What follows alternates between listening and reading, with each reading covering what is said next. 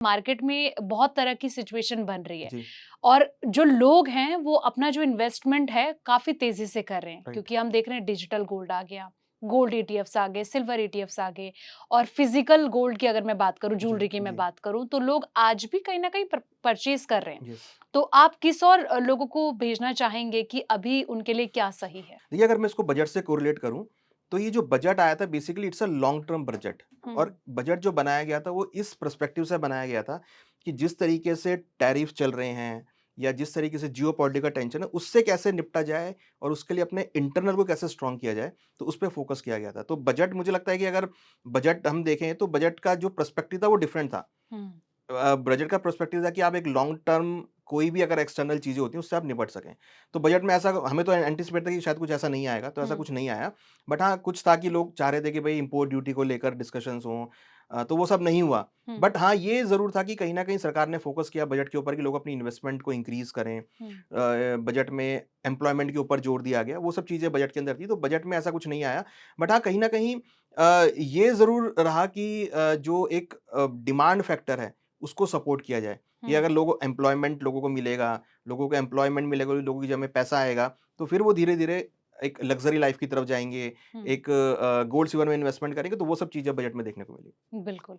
अच्छा जैसे कि मेरा सवाल ये था कि डिजिटल और कहीं न राइट, कहीं गोल्ड ईटीएफ या फिर फ़िज़िकल अगर ज्वेलरी की मैं बात राइट। करूँ, तो आप किस और लोगों को सलाह देना चाहेंगे कि क्या उनके लिए इस जो सिचुएशन अभी चल रही है, जिस तरीके से इनके दाम लगातार बढ़ते जा रहे हैं, तो किस और भेजना चाहेंगे आप? देखिए, अगर किसी को फिज़िकल ज्वेलरी की रिक्वायरमेंट है, तो फिज़िकल ज्वेलरी ले, हुँ, बट फिज़िकल ज्वेलरी उतना ना ले जितनी उसको डिमांड ना हो। हुँ, डिमांड हो उतनी ही ज्वेलरी ले, ठीक है? उसके बाद अगर आपको लगता है कि आपको फिज़िकल लेना है, तो आप कॉइन्स ले सकते हैं, बार ले हुँ, सकते हैं, that is a good option.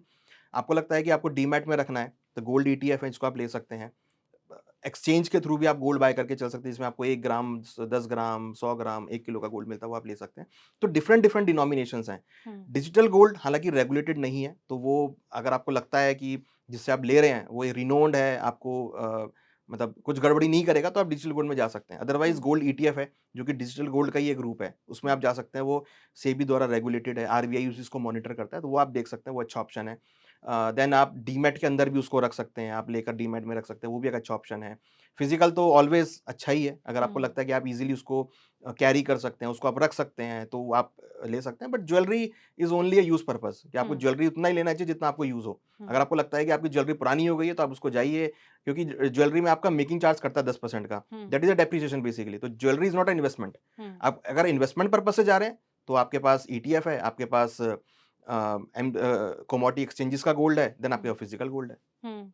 अच्छा गोल्ड को लेके ना बहुत तरह की प्रेडिक्शन की जा रही है। जैसे कि हमने देखा कि वो कह रहे थे कि रॉबर्ट कियोसाकी की मैं बात कर रही हुँ, थी कि हुँ। 5000 तो अभी ट्रेलर है। राइट। अभी तो 5-6000 को भी क्रॉस करेगा। आप मानते हैं ऐसा? बिल्कुल मानता हूँ मैं इस चीज़ को, हुँ, कि गोल्ड में जो मोमेंटम है ये रहेगा। ये अभी क्या है ना कि प्राइस देखिए एक चीज़ बहुत तेज़ी से रॉकेट हो जाती है, फिर वो वापस स्पीड से नहीं जाती। तो यही हुआ कि बहुत तेज़ी से प्राइस बढ़ गए। हुँ, अगर ये प्राइस स्लो-स्लो बढ़ रहे होते ना तो ये धीरे-धीरे इंक्रीज़ होता। बट ये जाएगा, ऐसा नहीं है कि नहीं जाएगा, ये प्राइस जाएगा ऊपर में।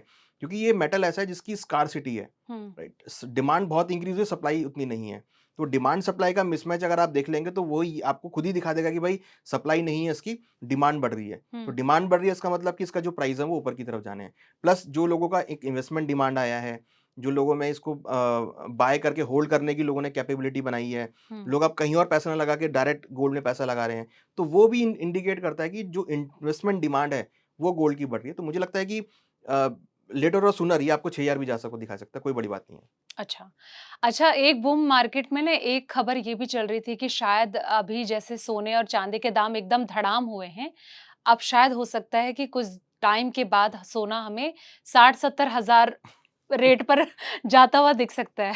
आपको क्या लगता है? देखिए, मुझे नहीं लगता कि 60-70 हज़ार का भाव जाएगा। हुँ, हो सकता है कि करेक्शन आपको देखने को मिले बट 60-70 हज़ार का भाव इसलिए नहीं जाएगा क्योंकि देखिए सेंट्रल बैंक्स बाय कर रहे हैं। हुँ, आप मुझे बताइए कि सिंपल सा क्वेश्चन है कि आज आपने 2 लाख का आपने गोल्ड देख लिया, हुँ, अगर वो 1 लाख पे भी आ गया तो ये 50% सेल लग गई, हाँ, तो लोग उसको बाय करेंगे। हुँ, क्योंकि गोल्ड सिल्वर एक ऐसा प्रोडक्ट है जो ना तो गलता है, ना वो कबाड़े में जाता है। अगर हुँ, आपने लिया है तो वो आपका गोल्ड ही है वो, हुँ, ना उसपे जंग लगेगा, ना वो गलेगा। हुँ, ठीक है? तो यहाँ तक मैंने तो ये भी सुना है लोगों को बात करते हुए कि जिन्होंने 4 लाख पे ले लिया गोल्ड, वो बोलते हैं भैया अगर हमने 4 लाख पे ले लिया, हुँ, अगर ये आधा भी हो गया, वो कह रहे कि अगर ये 1 लाख भी हो गया, हाँ। हम इसके दरवाजे बनवा के घर पे लगवा लेंगे। अच्छा।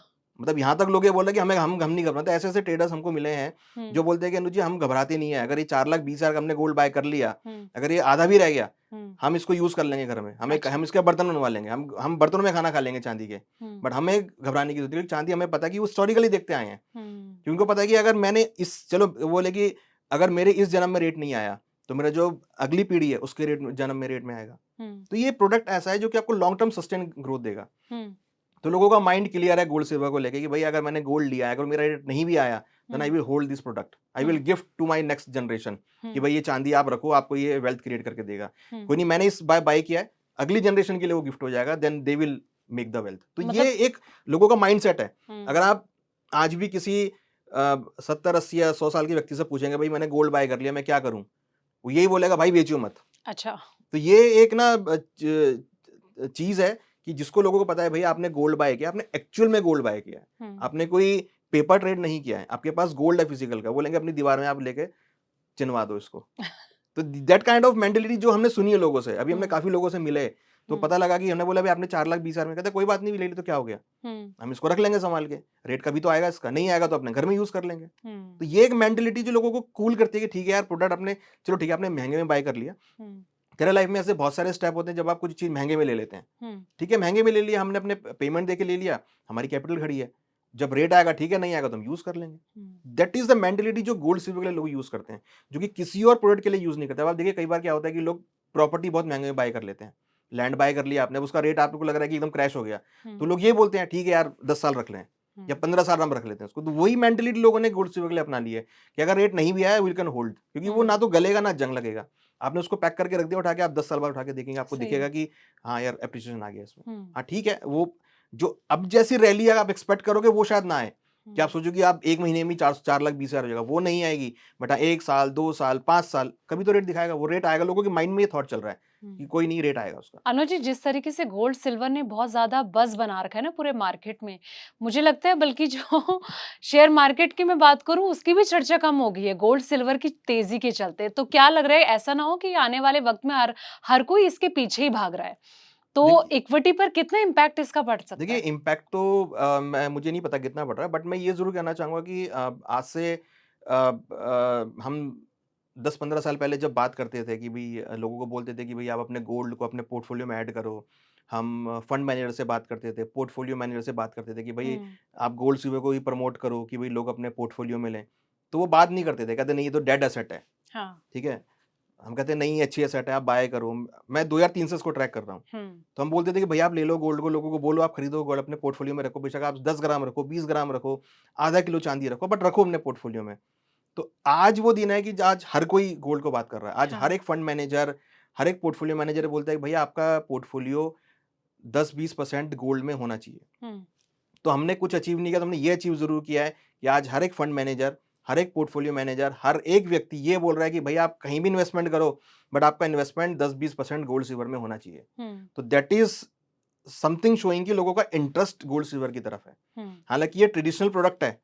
मतलब पहले के लोग हर कोई ये बोलते थे भई आप कहीं पैसा मत लगाओ, आप गोल्ड सिल्वर में पैसा लगाओ। हाँ। या तो गोल्ड सिल्वर में लगाओ या आप प्रॉपर्टी में लगाओ। हुँ, तो यहाँ पर लोगों ने अब गोल्ड सिल्वर को चुना है और लोगों ने अब बात करनी चालू करी, जिसमें हम देख रहे हैं कि लोगों का इंटरेस्ट जो है गोल्ड सिल्वर की तरफ शिफ्ट हुआ है। हालाँकि देखिए इक्विटी में लोगों का इंटरेस्ट है, वो हुँ, हमेशा बना रहेगा, दो राय नहीं है।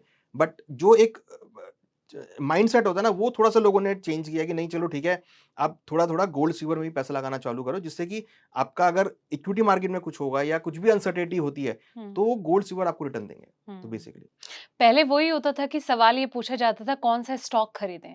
अब सवाल ये है कि कौन-सा ईटीएफ खरीदें? राइट। कहाँ पर पैसा लगाएँ? तो जिस तरीके से आपने प्रॉपर्टी को लेके भी बात कही और इक्विटी को लेकर भी बात करी, तो क्या लग रहा है कि कौन किंग बनता जा रहा है?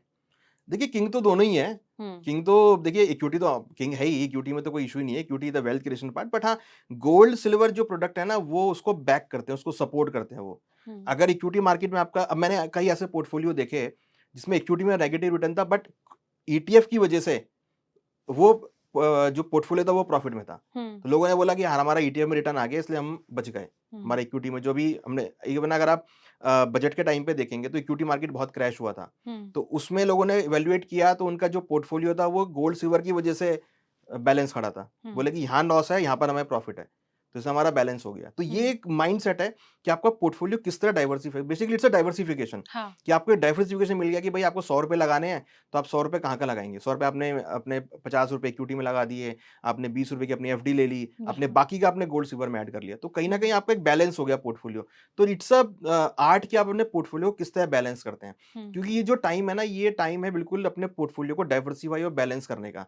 आप हुँ, सारा पैसा गोल्ड में नहीं लगा सकते, क्योंकि हुँ, गोल्ड में जो क्रैश हुआ है अभी, जो प्रॉफिट बुकिंग आई है, वो भी लोगों को दिख रही है। आप बिल्कुल। सारा पैसा इक्विटी में नहीं डाल सकते, क्योंकि इक्विटी मार्केट में भी गिरावट आई।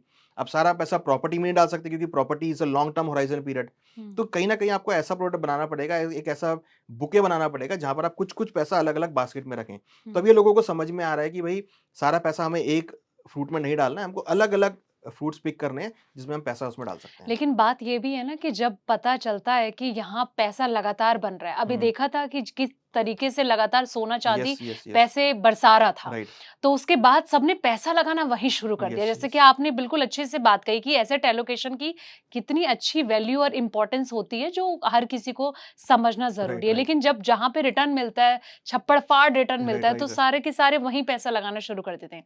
और वही मुझे लगता है शायद वो बड़ी गलती हो जाती है उससे। देखिए, वही होता है, अगर आप इक्विटी मार्केट में भी देखेंगे तो कई बार क्या होता है कि कोई स्टॉक चल रहा होता है, तो सभी हाँ, उस स्टॉक की तरफ चालू हो जाते हैं कि बिल्कुल। चलो, चलो, चलो, लो, लो, लो। फिर वो क्या होता है कि एक लेवल पे आके वो नीचे आ जाता है। हुँ, तो जो एक्सेस लोग लगा लेते हैं उसमें पैसा, वो वहाँ पर लॉस बियर करते हैं। हुँ, तो गोल्ड सिल्वर के अंदर भी वही हुआ।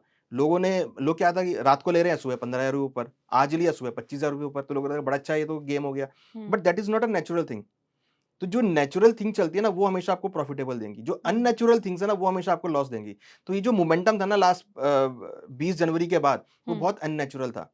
अब सिंपल सा लॉजिक है, आप सिंपल सा इकोनॉमिक्स लगा सकते हैं कि भई एकदम से क्या डिमांड बढ़ गई, हुँ, जो रोज़ चाँदी 25-25 हज़ार रुपए ऊपर चल रही है। हुँ, और उसमें अगर कोई एक स्मार्ट एनालिस्ट होगा या स्मार्ट इन्वेस्टर होगा, वो ज़रूर देखेगा कि भई जो प्राइस बढ़ रहे हैं, अगर मैं फ्यूचर ट्रेडिंग की बात करूँ हुँ, या अगर मैं बात करूँ कि लोग जो डेटा एनालिसिस करते हैं, वो ज़रूर देखेंगे कि भई जो प्राइस बढ़ रहा है, उसमें कितने लोग पार्टिसिपेट कर रहे हैं। हुँ, तो आप देखेंगे उसमें कि वॉल्यूम धीरे-धीरे कम हो रहा था। तो मीन्स हुँ, कि कुछ ही लोग थे जो उसको एग्रेसिवली इंक्रीज़ कर रहे थे। तो जब ये ऐसी बात हो जाए ना, तो उसमें बाहर पीछे हो जाना चाहिए। हुँ, तो कहीं न कहीं अगर आपको इन्वेस्टमेंट करना है, ट्रेडिंग करना है, तो आपको कुछ चीज़ें हैं जो आपको ध्यान में रखनी चाहिए कि भई प्राइस जो इतनी जल्दी से बढ़ रहा है, इसके हुँ, पीछे क्या इकोनॉमिक्स है। हुँ, अगर इकोनॉमिक्स है, तो एक्चुअल में इकोनॉमिक्स है या वो क्रिएट की गई है। तो कहीं न कहीं जो वो पार्ट था, वो बहुत क्रिएशन वाला पार्ट था कि ये आर्टिफिशियल क्रिएट हुआ है या हमने यहाँ तक सुना कि चाइना में कुछ ऐसी कंपनीज़ हैं जिन्होंने जो डिफ़ॉल्ट हो गई हैं इसके हुँ, अंदर, हुँ, जिन्होंने एक्सेसिव बाय कर लिया था विदाउट मार्जिन या ओवर मार्जिन बाय कर लिया था, वो हुँ, अब डिफ़ॉल्ट की कैटेगरी में, तो वो जो चीज़ें हैं, वो निकल कर आएँगी धीरे-धीरे। बट अगर आप नेचुरली देखेंगे, तो वो ऐसा चाल नहीं है गोल्ड सिल्वर का। हुँ, गोल्ड सिल्वर का मोमेंटम है, बहुत स्लो मोमेंटम है, धीरे-धीरे वो बढ़ता है। तो जो इसको समझता है ना, वो बिल्कुल नहीं घबराएगा कि चलो उसका मोमेंटम अननेचुरल था, वो खत्म हो गया। Hmm, now it is on a natural track. तो हुँ, नेचुरल ट्रैक में जब आएगा, वो धीरे-धीरे इंक्रीज़ करेगा, तो you will get good returns. Hmm, but unnatural अगर वो सीधा शार्प हो जाएगा, तो वो करेक्शन भी ऐसे ही आएगा। हुँ।